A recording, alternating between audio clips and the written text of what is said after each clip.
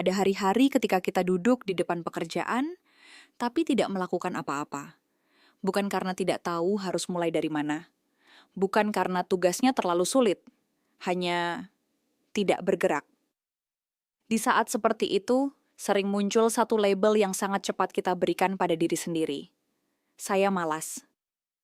Label ini terasa sederhana, bahkan terasa logis. Jika kita tidak melakukan sesuatu yang seharusnya kita lakukan, maka mungkin kita malas. Tapi kenyataannya sering tidak sesederhana itu. Ada orang yang terlihat malas di permukaan, tetapi sebenarnya sudah terlalu lama berusaha keras. Ada orang yang tampak tidak produktif, tetapi sebenarnya sedang kehabisan tenaga mental.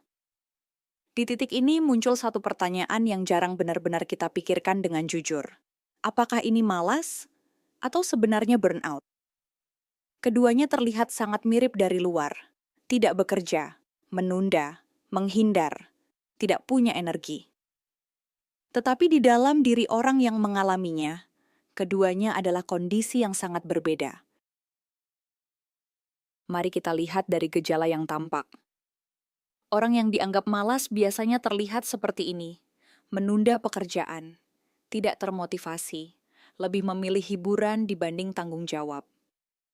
Dari luar, pola ini terlihat jelas. Ada tugas, ada waktu, tetapi tidak ada tindakan. Namun burnout bisa terlihat hampir sama. Seseorang tetap menunda pekerjaan, tetap tidak bergerak, tetap tampak tidak produktif. Tetapi jika kita lihat lebih dalam, ada perbedaan penting.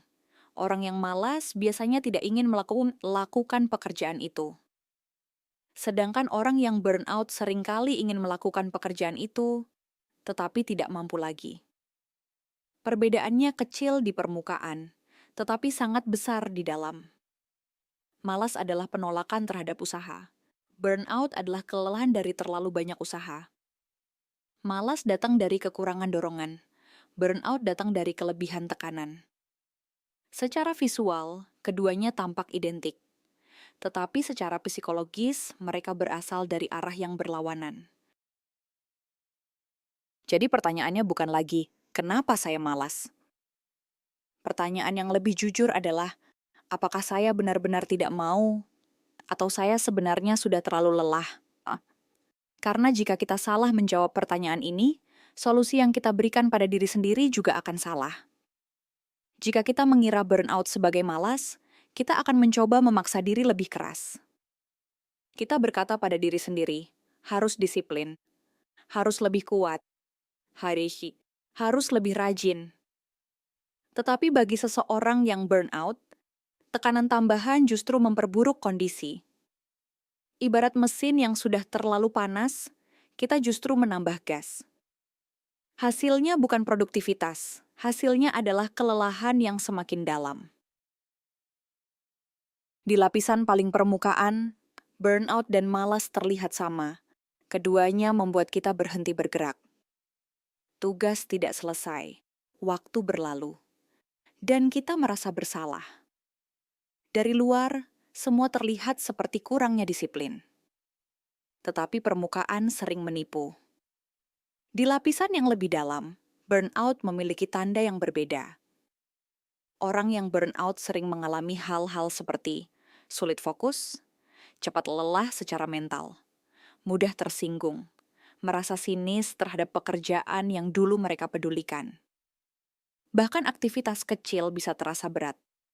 Membalas pesan, membuka dokumen, memulai satu langkah kecil. Yang aneh adalah, ini sering terjadi pada orang yang sebelumnya sangat rajin. Mereka pernah sangat peduli, sangat berusaha, sangat bertanggung jawab. Justru karena itulah mereka akhirnya kelelahan. Burnout jarang muncul dari kemalasan. Burnout sering muncul dari terlalu lama menahan tekanan tanpa jeda. Jika kita mundur lebih jauh, kita mulai melihat bahwa burnout bukan hanya masalah individu. Ada faktor sistem yang ikut berperan. Budaya kerja yang terus menuntut lebih. Ekspektasi sosial untuk selalu produktif. Ritme hidup yang hampir tidak memberi ruang istirahat mental. Kita hidup di lingkungan yang sering memuji kesibukan. Jika sibuk, berarti bernilai. Jika produktif, berarti berhasil. Tetapi ritme seperti ini memiliki harga yang jarang terlihat di awal. Tanpa jeda, semua aktivitas hanya menjadi deretan kesibukan tanpa ritme. Seperti musik yang dimainkan tanpa henti, lama-kelamaan hanya terdengar sebagai kebisingan. Bosan dan lelah sebenarnya adalah bagian dari ritme itu. Mereka memberi kontras antara bergerak dan berhenti. Tanpa kontras, bahkan usaha terbaik pun bisa berubah menjadi kelelahan. Mungkin cara paling sederhana untuk membedakan burnout dan malas adalah ini. Jika diberi kesempatan untuk beristirahat dengan tenang, apakah energimu kembali? Jika setelah istirahat, kamu kembali ingin bergerak, kemungkinan besar itu burnout. Tubuh dan pikiran hanya membutuhkan pemulihan. Tetapi jika bahkan setelah istirahat kamu tetap tidak tertarik melakukan apapun, mungkin masalahnya berbeda. Perbedaan ini penting, karena pendekatan yang dibutuhkan juga berbeda. Burnout tidak sembuh dengan tekanan. Burnout pulih dengan pemulihan ritme.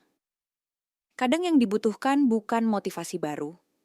Kadang yang dibutuhkan adalah ruang untuk berhenti sejenak. Ironisnya, dalam dunia yang terus mendorong kita bergerak lebih cepat, berhenti sering terasa seperti kesalahan. Padahal justru di jeda itulah energi kembali terbentuk. Mungkin lain kali ketika kita duduk diam di depan pekerjaan yang tidak bergerak, kita bisa bertanya sedikit lebih pelan pada diri sendiri. Apakah ini benar-benar malas? Atau sebenarnya tubuh dan pikiran kita sedang mencoba mengatakan sesuatu? Bahwa ritme sudah terlalu padat, bahwa tekanan sudah terlalu lama, bahwa kita tidak kekurangan kemauan. Kita hanya kehabisan tenaga. Dan mungkin sebelum menyebut diri kita malas, kita hanya perlu memberi diri kita satu hal yang sederhana. Jeda.